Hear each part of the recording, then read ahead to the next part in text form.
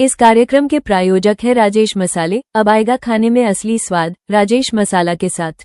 नमस्कार, बहुत बहुत स्वागत है आपका। आप देख रहे हैं किसने क्या कहा। आपके साथ मैं हूं शबाब। हमारे इस प्रोग्राम में नेताओं के बयान सिर्फ सुनाए नहीं जाते बल्कि उनके सियासी मायने भी बताए जाते। आज के शो में बात होगी उस चुनौती की जिसने यूपी की राजनीति में नई गर्मी पैदा कर दी, उस बुलडोजर की कार्रवाई की जिस पर सांसद का गुस्सा फूटा है, नीट परीक्षा को लेकर राहुल गांधी के संदेश की, बिहार के शिक्षा मंत्री की अनोखी नसीहत की और खान सर विवाद पर सियासत। तो चलिए फटाफट शुरू करते हैं अपने इस खास कार्यक्रम को जिसका नाम है किसने क्या कहा। सबसे पहले बात उत्तर प्रदेश की राजनीति की, जहां जुबानी जंग अब खुली चुनौती तक पहुंच गई। सुभाषपा प्रमुख ओम प्रकाश राजभर ने सीधे सीधे समाजवादी पार्टी के नेता शिवपाल यादव और अखिलेश यादव को ही ललकार दिया है। राजभर कह रहे हैं कि अगर दम है तो जहूराबाद आकर उनके खिलाफ चुनाव लड़कर दिखाएं। यानी अब चुनौती भी खुली है और मैदान भी तय। लेकिन इस चुनौती के पीछे की चिंगारी आखिर कहां से निकली, ये तो हम आपको आगे दिखाएंगे। पहले अपने पियर का चाचा क्या कह रहे हैं, जरा ये सुन तो लीजिए। हम तो कह रहे हैं कि शिवपाल जी तो क्या करें बेचारे, वो आगे खुद लड़ लें या अखिलेश जी को लड़ा दें जहूराबाद। हाँ, अगर दम है तो शिवपाल जी खुद लड़ लें आके जहूराबाद में। उनको अपनी ताकत का एहसास हो जाएगा कि हमको किस किनारे अखिलेश जी लगा करके छोड़ दिए हैं। दरअसल ये पूरा विवाद उस बयान के बाद शुरू हुआ जिसमें समाजवादी पार्टी के वरिष्ठ नेता शिवपाल यादव ने ओम प्रकाश राजभर को लेकर कहा कि उन्हें सीरियस लेने की जरूरत थी क्या, वो भाजपा के साथ नॉन सीरियस राजनीति कर रहे हैं। बस फिर क्या था, राजभर साहब भड़क गए और सीधे चुनावी अखाड़े में उतरने का न्योता दे डाला।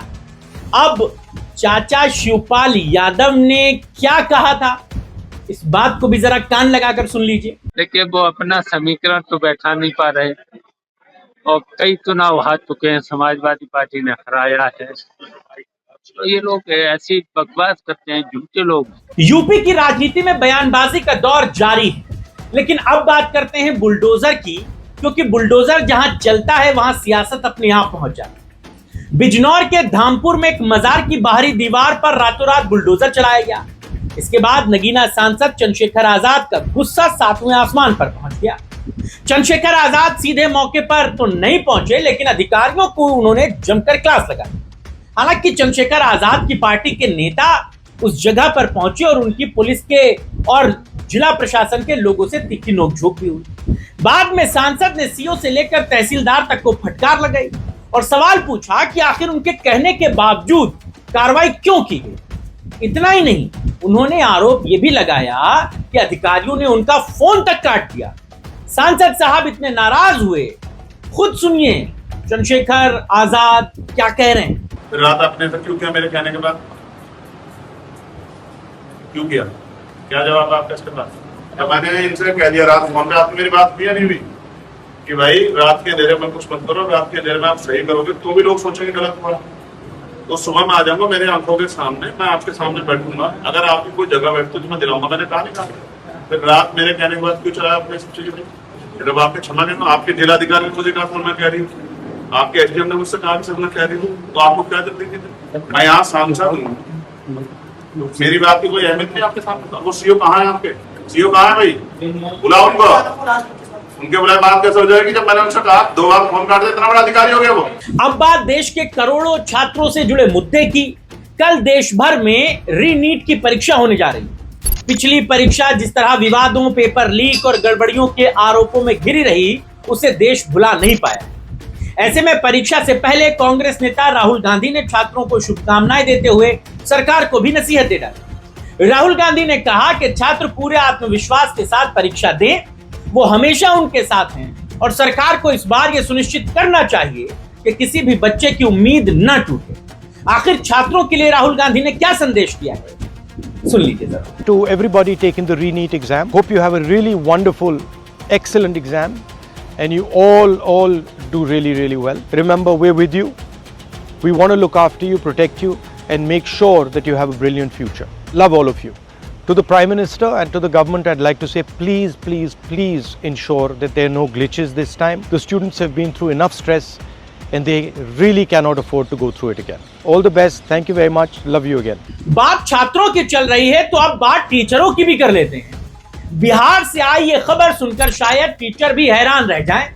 बिहार के शिक्षा मंत्री मिथिलेश तिवारी ने सरकारी शिक्षकों को ऐसी नसीहत दे डाली है जिसकी हर तरफ चर्चा हो रही है। मंत्री जी ने कहा है कि अगर शिक्षक पढ़ाई के दौरान शौच के लिए स्कूल के परिसर से बाहर गया तो उसके आधे दिन की तनख्वाह कट जाएगी, और अगर वहां से जाने में, शौच करने में, शौच करके वापस आने में टीचर को 1 घंटा लग गया तो फिर पूरे दिन की सैलरी चली जाएगी।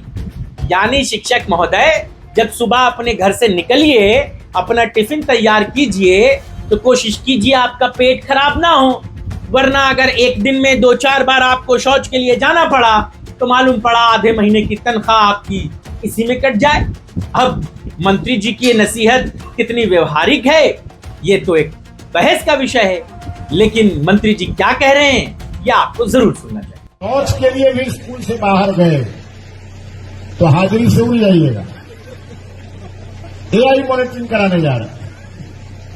स्कूल की बाउंड्री से बाहर शौच के लिए भी गए तो आधा दिन का हाजिरी गया, और अगर 1 घंटा बाद आए तो पूरा दिन का गया, और सुलभ आना और सुलभ जाना शुरू हो जाएगा।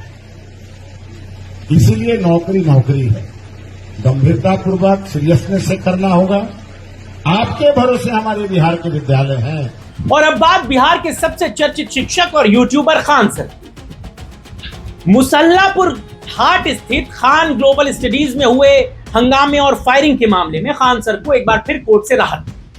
पटना सिविल कोर्ट ने उनकी गिरफ्तारी पर रोक लगा दी है और अगले आदेश तक के लिए इस रोक को जारी रखा है। लेकिन कानूनी लड़ाई के बीच अब यह मामला पूरी तरीके से राजनीतिक रंग ले चुका है। एक तरफ तेज प्रताप यादव जो रोशन आनंद का समर्थन करते हुए खान सर पर गंभीर आरोप लगा रहे हैं। तेज प्रताप ने यहां तक कह दिया कि खान सर बहुत फर्जी आदमी है, इस पूरे मामले में उनकी मिली भगत है। तेजू भैया क्या कह रहे हैं जरा सुन लीजिए। खान जो है वो खुद ही फर्जी है। गर्मी में कोट पहने हुआ था, शादी में बुलाया हो, समझे? गर्मी का सीजन है, आम का सीजन है, ठीक है। आप कोट पैंट पहने हुआ बड़ा मोटा मोटा, हम पूछे पूरा पसीना से लटपट है, इतना गर्मी में कोट पहने हुए, दिमाग खिसक गया का। मजाक किए, हमको मजाक करने का आदत है। वो अपने पिताजी के अंदाज में मजाक किए तो हंसे। वो क्या बोले थे? उस समय का बात है, वो खान हंसा उस समय में। तो वहीं दूसरी तरफ पूर्णिया के सांसद पप्पू यादव खुलकर खान सर के समर्थन में उतरा।